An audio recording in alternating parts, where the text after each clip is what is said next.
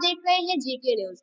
आगामी लोकसभा चुनाव को लेकर प्रदेश की सियासत काफी गरमाई हुई है और बीजेपी को जीत दिलाने के लिए आरएसएस ने भी अपनी तैयारियां तेज कर दी है। अभी बीते दिनों मोहन भागवत भी 3 दिवसीय दौरे पर लखनऊ आए थे और यहाँ से जाते जाते उन्होंने एक बहुत महत्वपूर्ण बयान दिया और कहा कि हम किसी भी जाति विशेष, किसी भी धर्म विशेष के खिलाफ नहीं है। हम चाहते हैं कि सभी जातियां, सभी धर्म हमारे साथ मिलकर चले और देश का विकास करें। खासकर उन्होंने मुसलमानों को लेकर एक बात कही कि हम मुसलमानों को भी अपने साथ जोड़ेंगे, अपने आरएसएस में शामिल करना चाहते हैं और उन्हें भी देश में लगाने, देश के काम में, देश के विकास के कार्य में लगाना चाहते हैं। उसी पर हमारे साथ बात करने के लिए कुंवर सिंह जी मौजूद है, जो जिन्होंने काफी लंबा वक्त अपना आरएसएस में बिताया है। सर, बहुत बहुत धन्यवाद।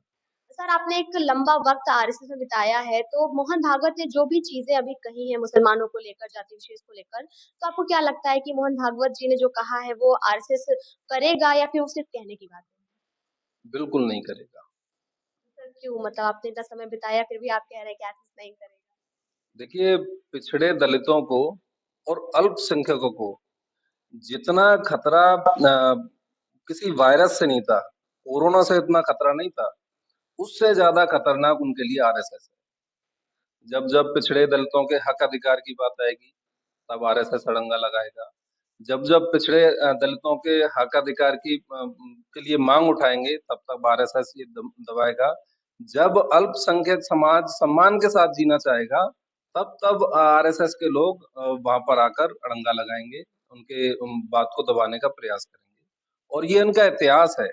कभी आरएसएस ने अपना कोई सरसंघ चालक, आरएसएस के जन्म से लेके मोहन भागवत तक कोई सरसंघ चालक अगर पिछड़ा, दलित, आदिवासी या अल्पसंख्यक बनाया तो बताइए। कितने किस कोई प्रांत प्रचारक उनका पूरे देश में कोई मुसलमान है तो बताइए। कोई जिला प्रचारक, विभाग प्रचारक उनका मुसलमान है तो बताइए।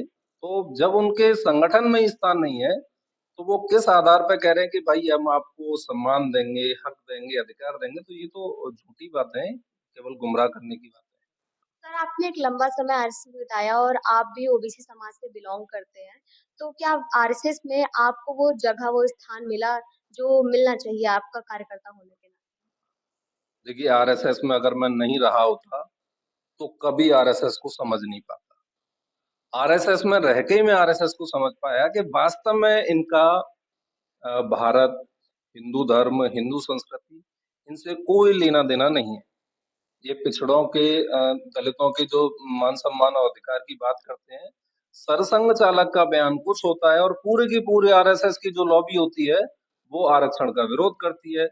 जब बीपी सिंह सरकार ने आरक्षण दिया, मंडल कमीशन की सिफारिशें लागू की, तो सबसे ज्यादा विरोध इस देश में विद्यार्थी परिषद ने किया, जो कि आरएसएस का संगठन है।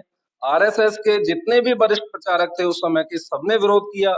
आरएसएस और इनके जो आरएसएस का जो राजनीतिक संगठन है भारतीय जनता पार्टी, ये बीपीसी सरकार में शामिल थे।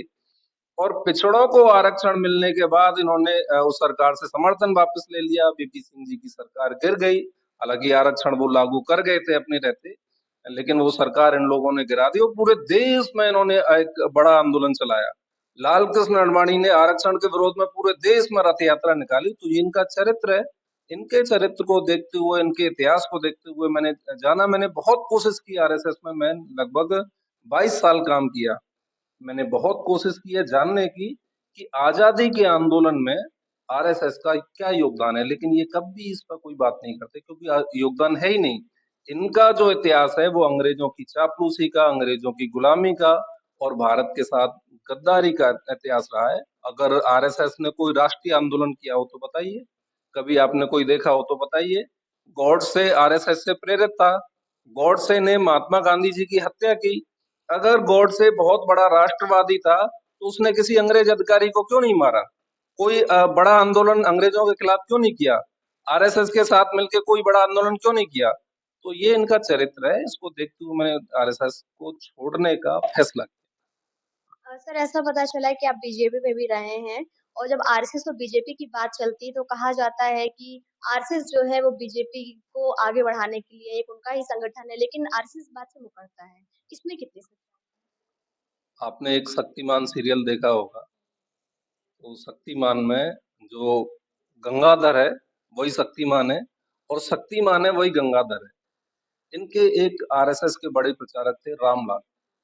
वो आरएसएस के मतलब दूसरे नंबर के संगठन मंत्री रहे।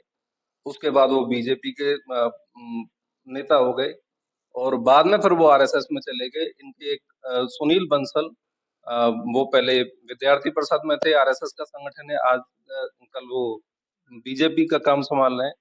इनके और भी ऐसे बहुत सारे पदाधिकारी हैं। नागेंद्र जी रहे यहाँ पे, अभी धर्मपाल सैनी हैं, वो काम देख रहे हैं, पहले विद्यार्थी परिषद में थे, आज बीजेपी के प्रदेश महामंत्री हैं। तो ये इधर उधर ये होते रहते हैं और लोगों को मूर्ख बनाते हैं कि हमारा बीजेपी से कोई लेना देना नहीं है, बीजेपी कहती है हमारा आरएसएस से कोई लेना देना नहीं है।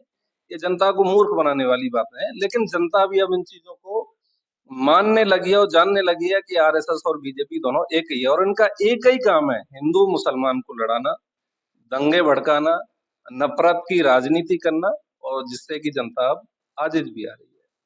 तो आपको क्या लगता है कि 2024 का जो चुनाव नजदीक आ रहा है, क्या इसमें बीजेपी और आरएसएस, जो कि आप कह रहे हैं कि सिक्के के दो पहलू हैं, ये दोनों मिलकर क्या वापस से जनता को बेवकूफ बनाकर जीत सकते हैं? देखिए, अभी तक तो जनता को बेवकूफ बना के जीते हैं।